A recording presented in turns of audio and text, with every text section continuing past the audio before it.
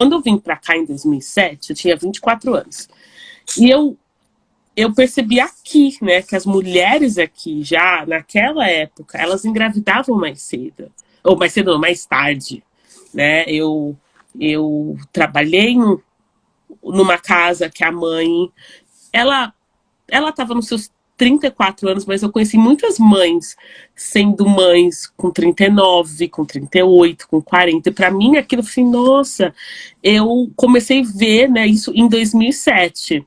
E eu achava muito interessante, né, que aqui a mulher, primeiro ela, né, fazia a sua vida profissional, né, primeiro, e depois elas engravidavam. E para mim foi assim, eu queria, né, quando eu casei, eu tinha 26 anos, mas eu estava fazendo faculdade. Meu marido estava fazendo faculdade. Eu não queria, sim. Eu falei, não, eu quero ter terminado, sabe? Eu quero ter uma carreira, alguma coisa. Então, para mim, a espera foi disso, de, sabe, de pelo menos ter terminado a faculdade, né? E, e o meu grupo de amigas que eu tenho foi mais ou menos, quase todas foi nessa mesma onda. A gente, não todas, mas a maioria engravidou depois dos 37 anos, né? Eu queria saber como foi para vocês, assim, se teve pessoas meio assim, porque eu lembro de falar assim, ó, o reloginho, né? Até hoje, falar assim, ó, tá chegando a idade, que não sei o quê, né? Se for, vai logo. Aí você fica naquela, até os 40, até os 40, até os 40. Meu Deus, eu tenho que engravidar logo. Mas você vê mulheres aí, 44, 45 anos tendo filhos, né? Mas fica aquela pressão, né? Aquela coisa. E você também se põe um pouco de pressão também. Você fala, ai, eu tô ficando mais velha aí. Será que vai dar? Será que eu vou conseguir? Que não sei o quê.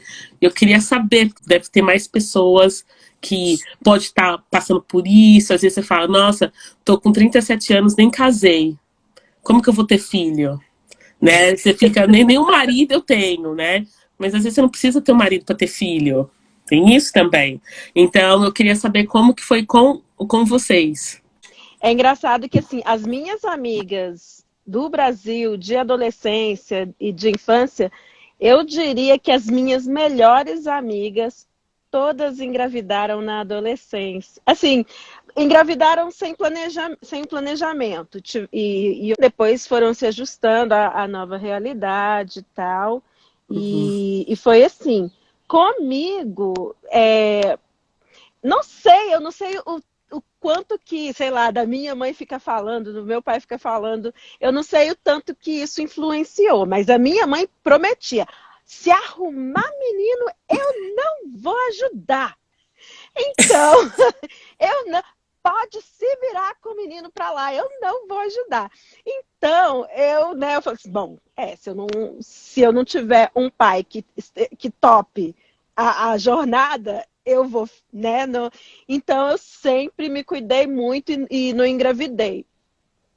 E aí, quando eu casei já com 35 anos, né? E eu nunca me cobrei essa questão, eu tenho que ser mãe, e nunca me cobrei a questão da idade, porque tem outras opções, né? Então, eu ficava assim, não vou ficar presa à questão da minha idade, porque tem opções. E Uhum. mesmo que eu não tivesse me casado também, eu sempre trabalhei com ensino de língua e tal, tinha uma carreira bacana lá no Brasil e tudo, tinha estabilidade econômica e tal, e depois resolvi, né, conheci o meu marido, vim para os Estados Unidos, larguei tudo lá e fiquei, e agora? Como lá em Minas a gente fala, né? Oncotô, oncotava, poncovô. Eu falei, e agora? O que eu vou fazer, né? E aí, eu vou ser bem sincera, eu já estava, né, casada e tudo. E a minha primeira gravidez não foi assim, não foi planejada, né? Não foi rejeitada, mas não tinha. Eu não planejei ficar grávida com 9 meses de casada. Eu só estava casada há 9 meses, tinha Hum. né? Tinha entrado aqui no país há pouco tempo, estava me adaptando ainda.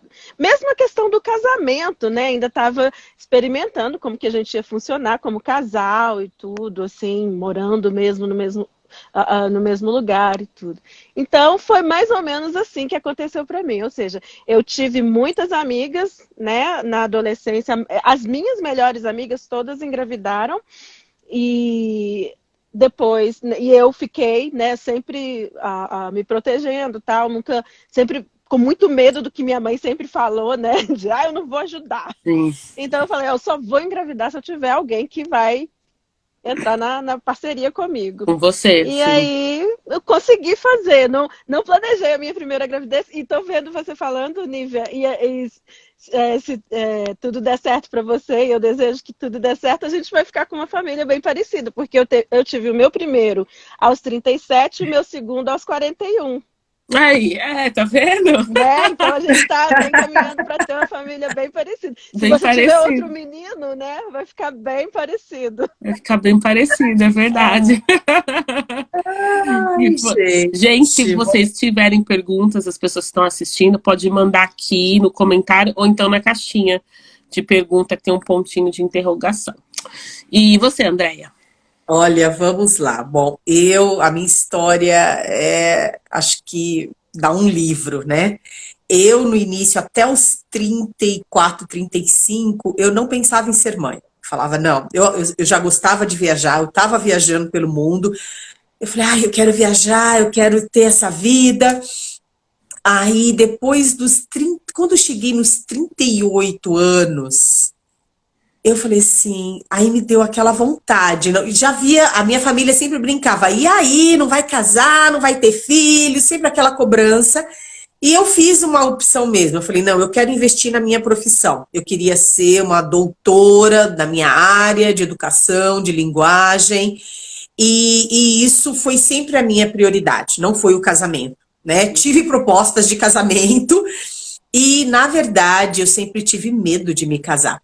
Eu sou uma mulher que tive medo de me casar. Acho que por conta de história de famílias, histórias da minha mãe, que numa outra live eu posso contar. Uhum. Mas eu descobri que eu tinha medo de casar, sabe? Eu tive uma proposta de casamento assim, e eu não tinha, eu gostava muito dessa pessoa, eu amava, só que a ideia de me casar me dava medo e me apavorava.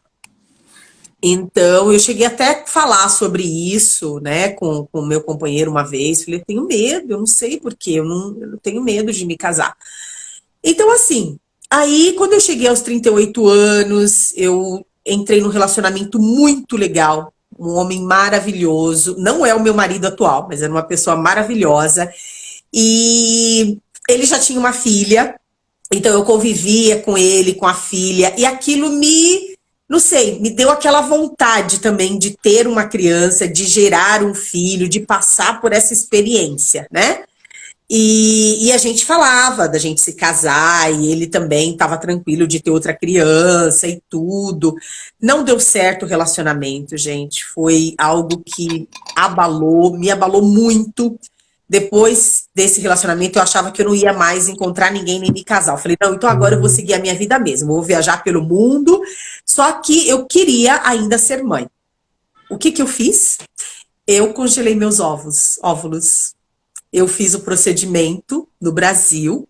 Eu falei assim, eu quero ser mãe. E o fato de eu não ter um companheiro, essa ideia assusta algumas mulheres hoje, mas eu falei assim, de ter uma produção independente, porque, é claro, a gente quer sempre ter alguém, né?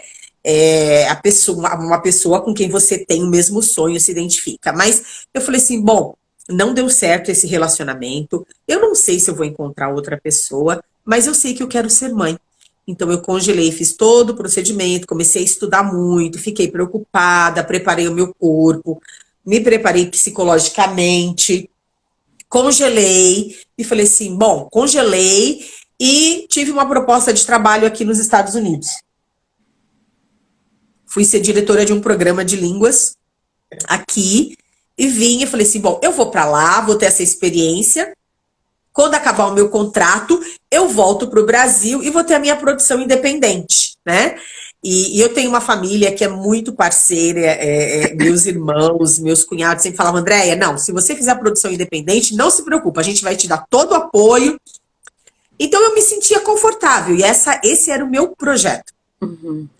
E aí, em 2016, eu conheci o meu atual companheiro, e ele nunca tinha tido filhos, ele queria muito ser pai também, então juntou mesmo os nossos projetos em comum, só que eu já tinha passado dos 40, eu já estava com 41, Aí eu falei assim, bom, eu já falei para ele, já tenho os meus óvulos congelados, a gente pode fazer uma inseminação artificial, muito fácil e tudo bem. Ele, não, por que a gente vai fazer isso? Vamos tentar natural, você é saudável, eu sou saudável, por que a gente vai ter que fazer isso? Eu achei o máximo, porque eu já estava tão naquela ideia fixa, eu falei, é verdade, nós somos saudáveis, fizemos todos os exames, tudo bem, vamos tentar natural, ok. E aí lá vou eu, né? Estudar e aprender. Então, assim, eu fiz meditação com meu útero, eu fiz visualização com meu útero antes de tudo, fiz toda uma preparação com o meu corpo, energética mesmo. Eu deveria ter pegado meu caderninho. Tem um caderninho que eu escrevi as minhas afirmações, que eu fazia. Isso vai ser papo para nossa próxima live, viu? Eu vou verdade, eu posso trazer. Nem vou falar muito, mas pode ser. Mas aí, mais um pouquinho. Todo esse preparo. Aí descobri o Hypnobirth, que é como que fala em português? É uma hipnose para a hora do parto? Hipnose para a hora do parto, obrigada. Uhum. Me apaixonei, porque eu já gostava dessas coisas, né? Me apaixonei muito. Então, depois de um ano, eu comecei depois de um ano eu não engravidava. Eu falei assim, eu acho que, olha, não vai rolar. Um ano já não engravidou. E aí, do nada, eu sempre fui apaixonada pela lua, sempre gosto de fazer rituais durante a lua, e eu não me esqueço por causa disso. Foi em janeiro de 2018, começou a lua nova. E aí, quando foi lua cheia, eu estava dando aula num programa de português lá em Minneapolis. E teve uma lua especial naquele janeiro de 2018. Eu esqueci o nome, não sei se foi... Não lembro agora o nome daquela lua. Eu só sei que era uma lua lindíssima e tudo. E eu lá no programa, e eu descobri que eu estava grávida. E aí, assim, né, foi muito emocionante. Eu queria parar o programa e vir dar notícia para o meu companheiro, queria sair de lá a todo vapor. Aí começou uma outra fase. Descobri que eu estava grávida e após os 40, o que acontece? A primeira consulta que eu tive, escolhi uma obstetra, fui ler o perfil dela e tudo. Achei que a mulher era o máximo, ela tinha avaliações maravilhosas, foi uma decepção. Que ela olhou para mim e falou assim, você já é uma mãe velha, idosa, e ela nem perguntou o que eu pensava, o que eu queria, nada disso. Ela me falou assim que eu já ia fazer cesárea, né? Já estava me tratando como se assim, e aí eu comecei a me sentir muito desconfortável, sabe? Muito desconfortável. Falei assim, gente, eu sou super saudável, e eu conversando, e meu companheiro, ele é muito disso, da gente seguir as coisas naturais, da gente conhecer o nosso corpo, ele também, e é uma coisa legal, sabe, Nívia, talvez para uma live, como ele se preparou também. Eu fiquei surpresa. Ele se preparou, começou a tomar uma série fomos pesquisar vitaminas naturais para fertilidade, para isso, para aquilo. E aí, depois que a gente foi vendo, e ele foi em todas as consultas comigo. Aí, numa terceira consulta com essa médica, que ela já estava falando, porque você já está depois dos 40, a gente vai ter que preparar uma cesárea, isso e aquilo. Eu falei, mas eu quero tentar natural primeiro. Se não der, tudo bem, mas a minha primeira tentativa é de ser um parto natural. E ela foi super resistente. Naquele dia, a gente saiu de lá e a gente falou assim, não vamos mais continuar com ela, vamos procurar uma parteira. Aí a gente não quis uma obstetra, a gente foi procurar uma parteira. E foi maravilhoso. Eu conheci uma parteira super maravilhosa, experiente, ela era diretora do programa. E aí eu falei, né? Detalhe, depois dessa experiência, uma coisa que eu acho importante, nós fomos entrevistar parteiras. Eu entrevistei, acho que 7 ou 8 parteiras, para escolher qual que eu queria. Parteiras, e eu perguntava, são as doulas. Não, parteira. Aqui as é diferente midwives. da doula. Isso. Eu vou falar a midwife. Midwife, isso. tá. Isso, as midwives. Aí, a gente entrevistou e eu perguntava, como foi para você trabalhar com mães depois dos 40? O que ela pensava e tudo. Escolhemos, tal. E Graças a Deus, gente, eu tive um parto do jeito que eu queria. Natural, tranquilo. Eu cheguei no hospital, eu já estava acho que com 8 ou 9 de dilatação. Elas nem queriam que eu andasse para a sala, queria me levar na cadeira de rodas. Eu falei, não, eu vou andando. E a Uhum. minha filha nasceu depois que a gente entrou na sala de parto em 30 minutos. Que Então, assim, interessante. foi uma experiência. Por que que eu falei dessa questão do parto aos 40? Há 20, 30 anos atrás, falar de parto aos 40 era uma coisa. Uhum. Hoje em dia, muitas mulheres estão optando por trabalhar, se estabelecer profissionalmente e depois ser mãe. E a sociedade e a medicina, infelizmente, ainda não entendeu isso. Eles tratam mulheres após os 40, parece que você é doente. A sensação é que eu era doente. Ai, que Otávio! Muito Fala, lindo! oi! A tia falando oi. gato! Fala oi. Dinossauro. Dinossauro. Senta ali pra mamãe conversar, tá bom? Dinossauro, é o paixão. Eu também quero Ela dinossauro. mostra o Dino, né? It's a pterodactyl. É, And this is a twin don. é. That's not the dino. That's Oh, meu Deus, Ai, meu é amor. muito lindo. Ai, que fofo, que fofo. Mas assim, eles tratam as mulheres grávidas após os 40 como se você fosse doente.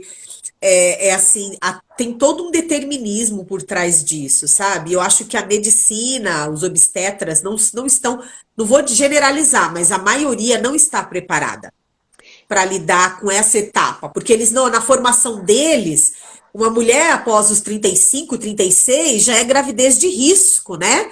Tudo é gravidez de risco. E até esses Eles nomes, chamam sinceramente, geriátrica. Geriátrica. E ele chama geriátrica. geriátrica e acho que a partir dos 35, não é? 35, eu acho. Acho que é Aham. 35, porque eu engravidei com 35, mas tive Otávio com 36. E foi gravidez geriátrica. Eu falei assim, gente, como assim? Eu tenho 30. Já E só- faz aquele monte de exame. Gente, eu fiz tanto exame de sangue. Toda vez eu ia lá, tirava sangue pra alguma coisa. Eu falava assim, ó, vocês podem fazer o exame que for, pode falar o que for, eu vou ter meu filho. Não vem falar, ai, tem, não quero saber. Ele vai nascer.